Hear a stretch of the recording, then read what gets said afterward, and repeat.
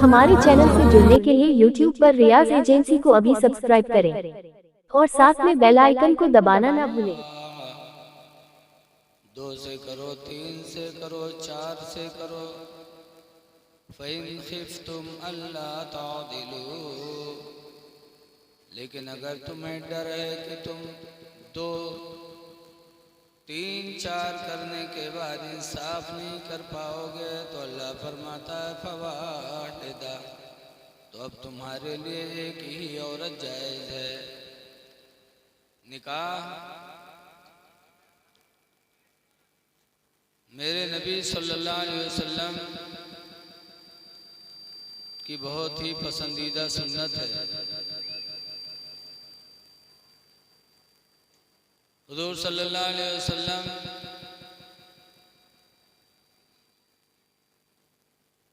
ने अपना निकाह हज़रत सफ़िया रज़ियल्लाहु ताला अन्हा से फरमाया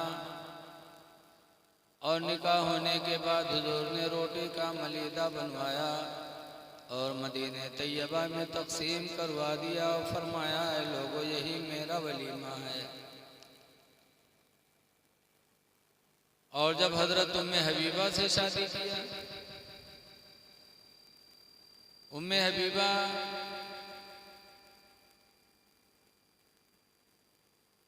अब्दुल्ला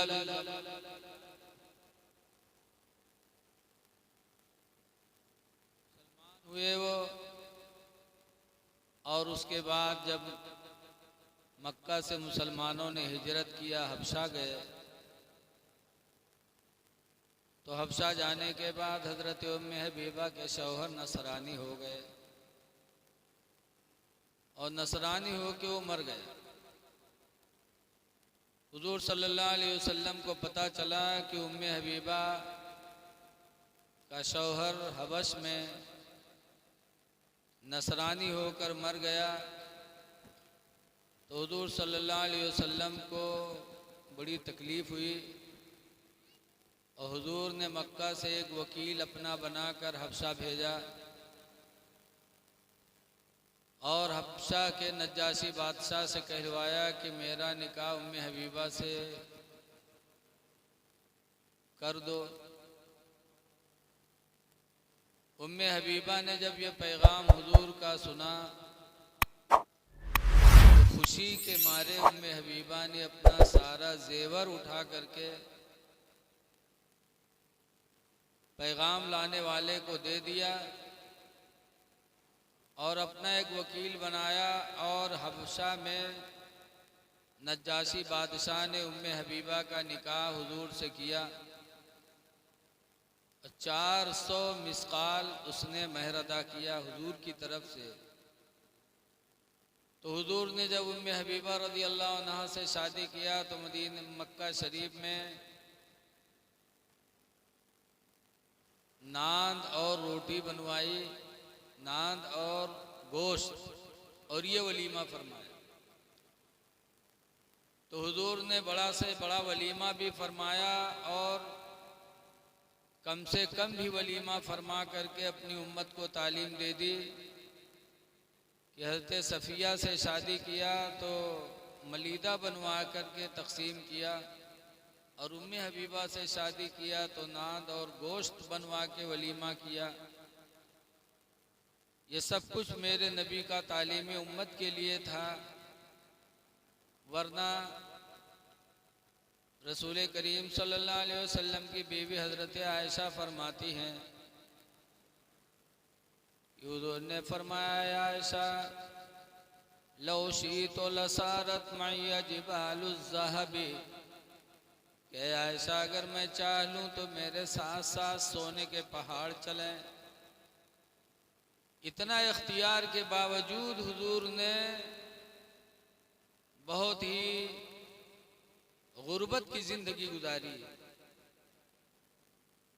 यहाँ तक कि अक्सर हुजूर दुआ में मांगा करते थे अल्लाहुम्मा अहयिनी मिस्कीना, अल्लाह मुझे तो मिस्कीन की ज़िंदगी अता फरमा, व अमितनी मिस्कीना, और मिस्कीन की मौत अता फरमा। वहशुरनी ज़ुमरतल मसाकीन, और क़यामत के दिन भी मुझे मिस्कीन के झुरमुट में उठा। हुज़ूर सल्लल्लाहु अलैहि वसल्लम को अल्लाह ताला ने इख्तियार अता फरमाया था कि अगर चाहें तो उनके साथ सोने के पहाड़ चलें, लेकिन फिर भी सादा ज़िंदगी मेरे नबी ने अपनाया है। आज हमको आपको भी चाहिए कि शादी ब्याह में मुख्तसर खर्च करें, शादी में सादगी रखें और वही पैसा बचा करके अपनी औलाद पर तालीम पे खर्च करें, अपने बच्चे को इल्म व हुनर सिखाएं, इसलिए कि माँ बाप पर 3 हक़ वाजिब हैं कि लड़के का नाम अच्छा रखें, लड़के को कुरान का इल्म दें और जवान हो जाए तो उसकी शादी करें। लेकिन आज काफ़ी पैसे हमारे आपके शादी ब्याह में फालतू खर्च हो जाते। ऐ मेरे दीनी भाइयों, कुरान करीम ने साफ साफ फरमाया कि फजूल खर्ची करने वाला शैतान का भाई है। आज हाफिज़ मोहम्मद इमरान सल्लल्लाहु ने निकाह के टाइम पर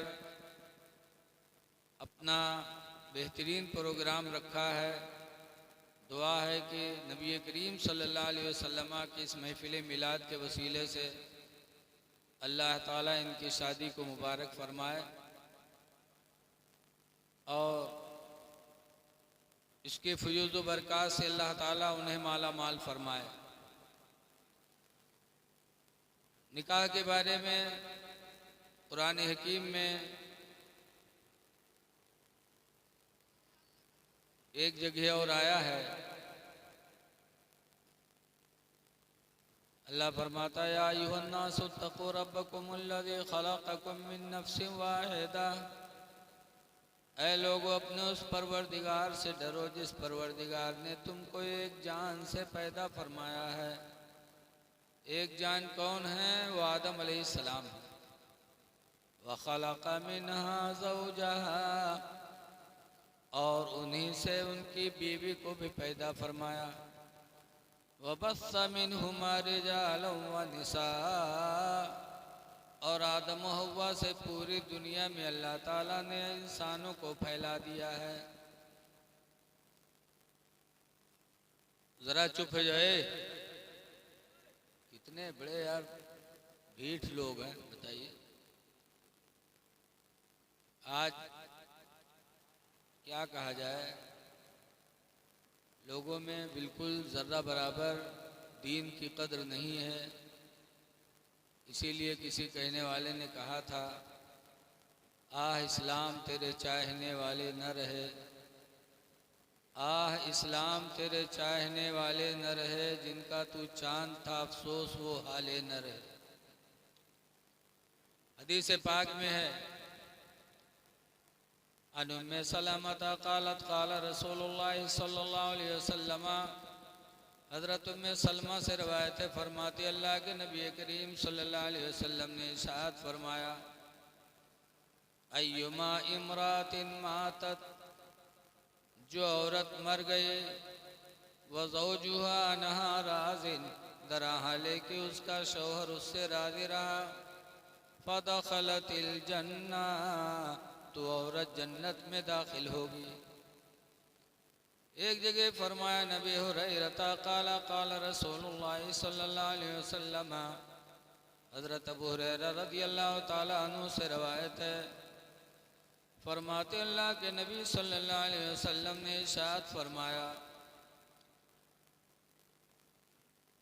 हुज़ूर ने इरशाद फरमाया,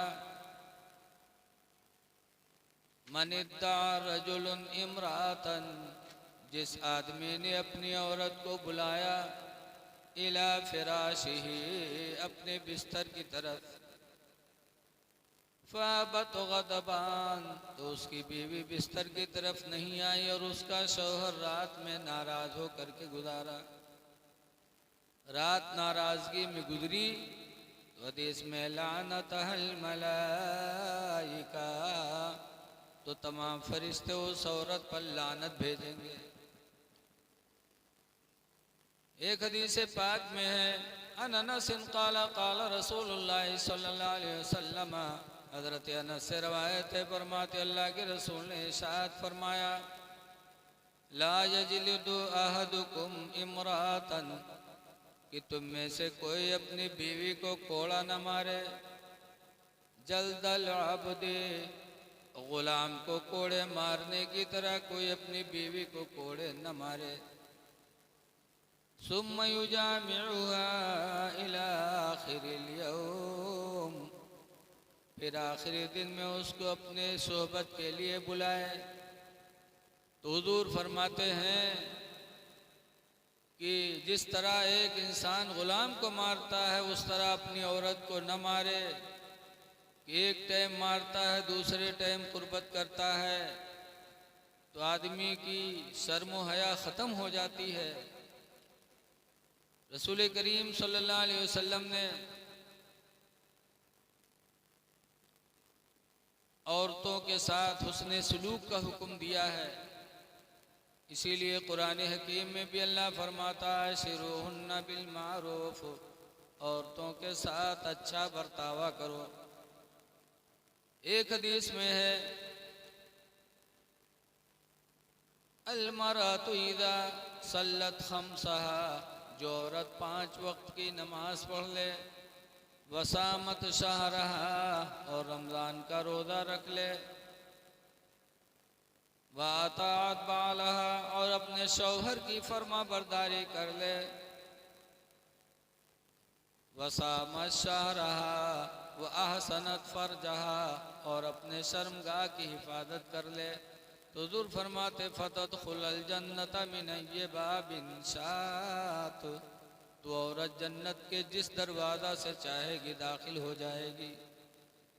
जो औरत पंजगाना नमाज का तोहफ़ा लेके जाएगी, रमज़ान के रोज़ा का तोहफ़ा लेके जाएगी, शौहर की फर्मा बरदार होगी और ज़िना से अपने आप को बचा लेगी, कल क़यामत के दिन अल्लाह ताला उसके लिए जन्नत के सारे दरवाज़ों को खोल देगा। एक और हदीस पाक में है, और कुरान करीम में भी अल्लाह ताला ने फरमाया है, हुन्ना लिबासुल लकुम, कि औरतें तुम्हारी लिबास हैं, व अंतुम लिबासुल लहुन्ना, और ऐ मर्दो तुम अपनी औरतों के लिबास हो। बीवी शौहर का लिबास हो, शौहर बीवी का लिबास। और लिबास का काम है इज्जत का छुपाना। पता चले कि बीवी से कोई कमी हो जाए तो शौहर का फर्ज बनता है कि उसकी कमियों को छुपाए, और शौहर से कमी हो जाए तो बीवी छुपाए, क्योंकि अल्लाह ताला ने दोनों को एक दूसरे का लिबास बनाया है, और लिबास का काम है इज्जत का छुपाना। सहाबे किराम की जिंदगी हम लोगों के लिए नमूने अमल है। सहाबे किराम ने किस तरह जिंदगी गुजारी है, और सहाबा ने गुजारी है। एक जगह अल्लाह के रसूल फरमाते हैं, लौ कुन्तु आमुरु अन यसजुदा लि अहदिन, अगर मैं हुक्म दे दूं कि कोई किसी को सजदा करे, लअमरतु मरअतन तस्जुदा लिज़ौजिहा, तो मैं औरत को हुक्म दे देता कि औरत अपने शौहर का सजदा करे। इतना बड़ा दर्जा है शौहर का औरत के ऊपर। एक सहाबिया हुजूर के पास आई और पूछने लगे, अल्लाह के रसूल सल्लल्लाहु अलैहि वसल्लम, मेरे शौहर के बदन में फोड़ा है और वो बदबू करता है, जिस कमरे में मेरे शौहर होते हैं वो कमरा बदबू करता है, तो क्या ऐसी सूरत में मैं शौहर से दूर दूसरे कमरे में रह सकती हूँ? हुजूर सल्लल्लाहु अलैहि वसल्लम ने फरमाया, दूर रहने की बात पूछती हो? कसम खुदा की जाओ और अपने शौहर के उस फोड़े को ज़बान से चाटती रहो, उस वक्त तक चाटो जब तक कि उसका फोड़ा ठीक न हो जाए और तुम दूसरे घर में रहने की इजाज़त मांग रही हो। हुजूर ने फरमाया, अगर गैर खुदा के लिए सजदा करना जायज़ होता तो मैं शौहरों को औरतों को हुक्म दे देता कि वो अपने शौहरों का सजदा सुबह शाम करें।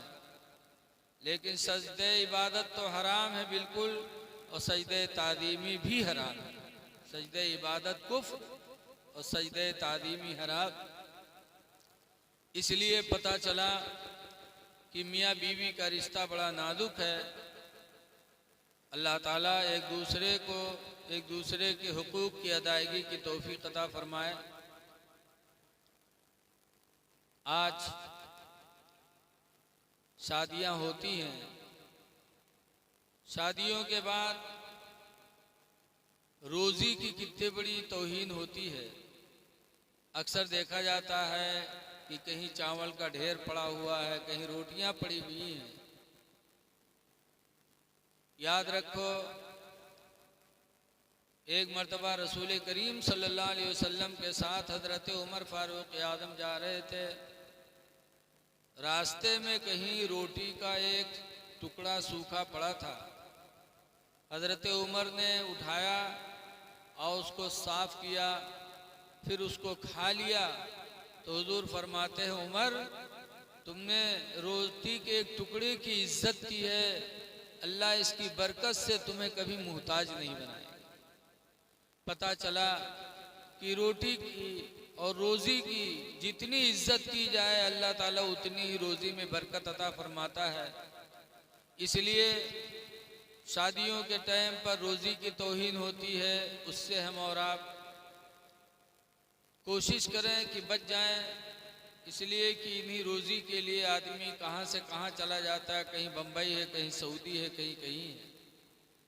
तो हम ये रिस्क की तौहीन न करें, बल्कि रिस्क की तादीम करें।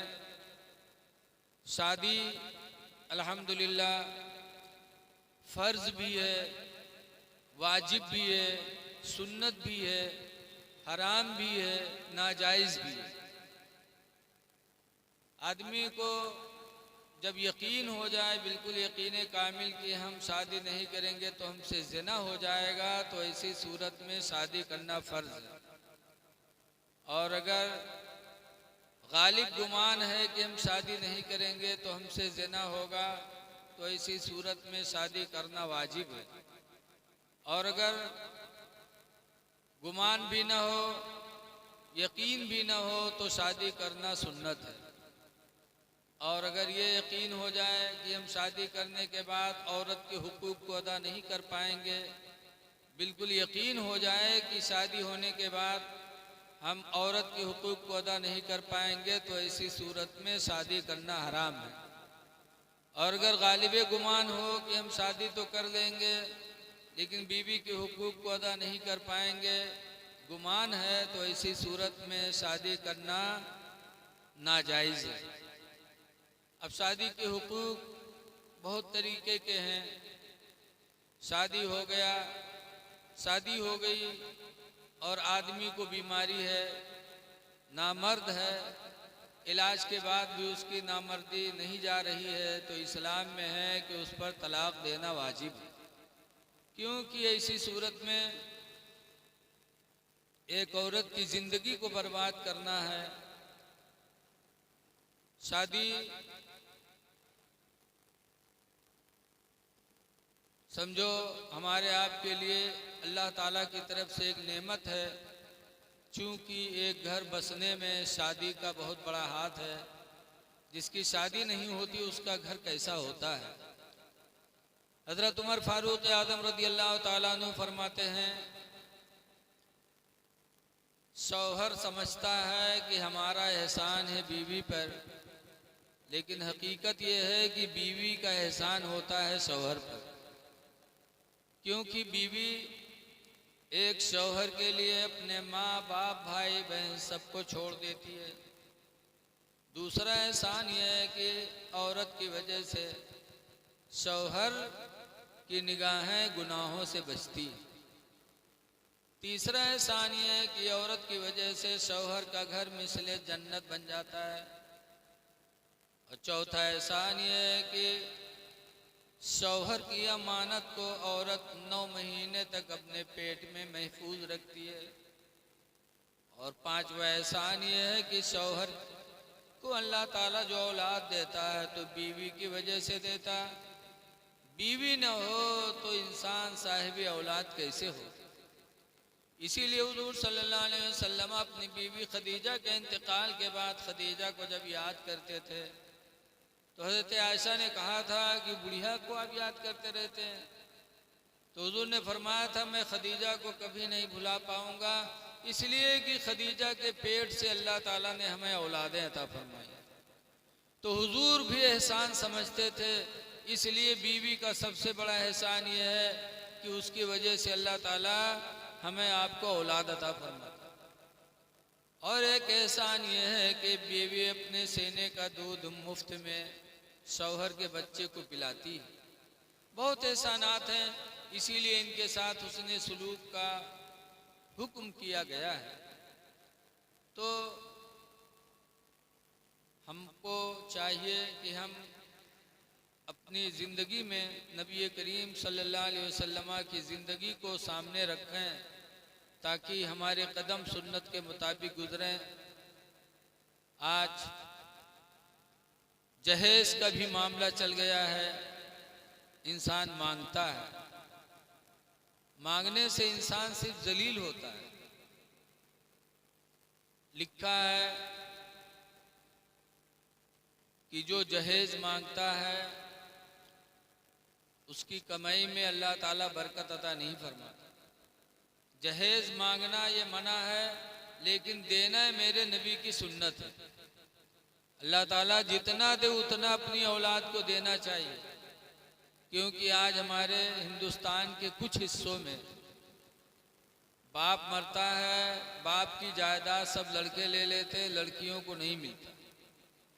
जबकि इस्लामी हुक्म है लिज़्ज़कर मिस्लु हज़्ज़िल उन्सयैन कि लड़की का एक हुआ, लड़के का दो हुआ। बाप माँ की जायदाद में अगर पैसा है तो लड़के को 2 रुपया, लड़की को 1 रुपया, यानी लड़के को दूना, लड़की को 1। लेकिन आज हमारी इस हुकूमत में माँ बाप के इंतकाल के बाद सारी जायदाद का वारिस लड़कों को गवर्नमेंट बना देती, लड़कियां नहीं पाती। ये शरीयत के खिलाफ है। तो मरने के बाद लड़की नहीं पाती तो कम से कम जिंदगी में इंसान अपनी लड़की को इतना दे दे, इतना दे दे कि सोच ले कि जो मेरे मरने के बाद जितना इसको पाना था मैं अपनी जिंदगी में इसे दे दूं। इसलिए कि देना मेरे नबी की सुन्नत है। रसूल करीम सल्लल्लाहु अलैहि वसल्लम ने अपनी प्यारी बेटी फातिमा की शादी की तो अपनी हस्बे हैसियत अल्लाह के रसूल सल्लल्लाहु अलैहि वसल्लम ने, हैसियत क्या, मेरे नबी की हैसियत तो बहुत ही बुलंद बाला थी। दोनों जहान के मालिक हैं। आला हजरत इमाम अहले सुन्नत फरमाते हैं कि सरवर कहूँ कि मालिक मौला कहूँ तुझे, ओ बाग़े खलील का गुले ज़ेबा कहूँ तुझे। तेरे तो वस्फ़ बे तनाही से बरी, हैरान हूँ मेरे शाह मैं क्या क्या कहूँ तुझे। लेकिन रज़ा ने ख़त्म सुखन इस पे कर दिया, लेकिन रज़ा ने ख़त्म सुखन इस पे कर दिया। खालिक का बंदा खल्क का आका कहूँ तुझे। अल्लाह ताला हमको आपको हुज़ूर सल्लल्लाहु अलैहि वसल्लम की सुन्नतों के मुताबिक ज़िंदगी गुजारने की तौफीक अता फरमाए और होने वाली शादी को अल्लाह ताला मुबारक फरमाए। देखिए, औरतों को अल्लाह ताला ने टेढ़ी हड्डी से बनाई है। जन्नत में हज़रत आदम अलैहिस्सलाम थे, गमगीन रहते थे, तो अल्लाह ताला ने फरमाया आदम जन्नत में कौन कमी है कि जो तुम गमगीन रहते हो। तो अर्ज किया था परवरदिगार जन्नत में सारी नेमत है, एक कमी है। कहा क्या? कहा मेरी बीवी इसमें नहीं। तो आदम अलैहिस्सलाम को नींद आ गई, तो उनकी बाईं पसली की एक हड्डी निकाल कर अल्लाह ताला ने उसी हड्डी से कहा कुन हो जा, तो हजरत आदम की बीवी हव्वा बन के तैयार हो गई। और उसके बाद शादी हुई, निकाह हुआ। हव्वा ने ही आदम अलैहिस्सलाम को फुसला के गेहूं का पेड़ खिला दिया। जन्नत में गेहूं का पेड़ था, मना फरमाया था कि इस दरख्त के करीब न जाना, तो आदम अलैहिस्सलाम ने उखाड़ के दिया कि जन्नत के बाहर फेंक दो। और हव्वा फेंकने गई तो उसमें से 2 बाली तोड़ लाई, एक खा लिया और एक अपने शौहर को खिलाया। ना किया आदम अलैहिस्सलाम ने, लेकिन हव्वा समझा बुझा के खिला ही दी।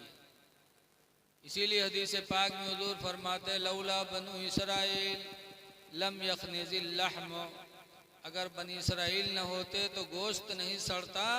वलौलम हव्वा, और अगर हव्वा न होती लम तखुन उनसा लिज़ौजिहा, तो कोई औरत अपने शौहर से खयानत न करती। तो हव्वा टेढ़ी हड्डी से बनी है, तो उन्हीं की औलाद हैं। हम और आप भी तो औरतें टेढ़ी हड्डी से हैं, इसीलिए बताया गया ये सीधी नहीं होंगी, कुछ न कुछ कमियां इनके अंदर ज़रूर रहेगी। तो जब कमी हो तो करो क्या? तो कुरान करीम में 3 तरीके बताए गए कि अगर औरत कमी करे तो नंबर 1 पर अल्लाह फरमाता फ़ैज़ूहुन्ना, औरत को नसीहत करो, सहाबा की बातें सुनाओ, सहाबियात की बातें सुनाओ, और उस पर भी न माने तो अल्लाह ताला ने फरमाया वहजुरूहुन्ना फिल मदाजि'i, उनको बिस्तर पे तन्हा छोड़। नसीहत करने पर बीवी न सुधरे तो दूसरे नंबर पर बताया गया उसे बिस्तर पे तन्हा छोड़ दो, दूर अलग रहो, तब वो सुधर जाएगी। और उस पर भी न माने, कोई बहुत पत्थर जू की हो, तो तीसरे नंबर पर फरमाया गया फदरिबूहुन्ना, उनकी पिटाई करो। तो तीसरे नंबर पर मारने का हुक्म दिया गया। इससे पता चला कि ये टेढ़ी हड्डी से बनी है, कमक्ल है, कमक्ली की बुनियाद पे इनसे गलतियां होंगी, लेकिन हमको आपको सब्र करने का हुक्म दिया गया है। इसीलिए जब कोई शौहर अपनी बीवी पर सब्र करता है, जैसे कि शेख अबू अली सीना बहुत बड़े आलिम गुजरे, बहुत बड़े मंतकी गुजरे हैं। इन्होंने एक दफ़ा हज़रत अबुल हसन खिरकानी से मुलाकात करने के लिए सोचा। काफ़ी ज़माना हुआ मुलाकात नहीं हुई थी, तो चले गए खिरकान मुलाकात करने। हज़रत अबू अली सीना बहुत बड़े मंतकी इमाम गुजरे हैं, वली भी थे। जब हज़रत अबुल हसन खिरकानी के दरवाजे पर पहुँचे, दस्तक दिया, तो उनकी बीवी ने दरवाज़ा खोला। इन्होंने पूछा कि हज़रत कहाँ है? तो उनकी बीवी कहती कौन हज़रत भैया? हज़रत कौन? कहा हज़रत सैयद अबुल हसन खिरकानी। तो कहती हाँ, वो दज्जलवा का हज़रत कहा था, इतना बड़ा दज्जाल का हज़रत कहा था तुम लोग। इतने में हज़रत अबू अली सीना वहाँ से हटे, कुछ लोगों से पूछा कि अबुल हसन खिरकानी को देखा है? तो एक ने कहा हाँ हाँ, इधर गए थे जंगल की तरफ। इतने में देखा तो कोई बुजुर्ग घोड़े शेर पर सवार लकड़ियों का गट्ठल लिए आ रहे हैं। शेख अबू अली सीना खड़े हो गए, करीब आए तो देखा कि अबुल हसन खिरकानी हैं, लेकिन ये भी वली वो भी वली, वो शेर पर चढ़े आ रहे थे। हज़रत अबू अली सीना डरे नहीं। जब करीब में वो पहुँचे तो हज़रत अबुल हसन खिरकानी शेर से नीचे उतरे, लकड़ियों का बोझ उतारा। शेर ने उनके पैरों को चूमा और चूम कर वो शेर जंगल की तरफ वापस चला गया। तब अबू अली सीना फरमाते हैं कि अबुल हसन खिरकानी, तुम्हारा इतना बड़ा मर्तबा कि जंगल का शेर तुम्हारा फरमा बरदार है, तुम्हारे पैरों को चूम रहा है, और मैंने तुम्हारी बीवी से तुम्हारे बारे में पूछा तो तुमको उसने दज्जाल मक्कार बताया। तो अबुल हसन खिरकानी फरमाते हैं, बोली सीना, ये मर्तबा जो तुम मेरा देख रहे हो कि शेर मेरा फर्मा बरदार है, ये उसी बीवी की बदतमीजी पर सब्र करने की वजह से, कि बदतमीज है, जाहिला है, तरह तरह की बोलियां मुझे सुनाया करती है, लेकिन मैं सब्र करता हूँ।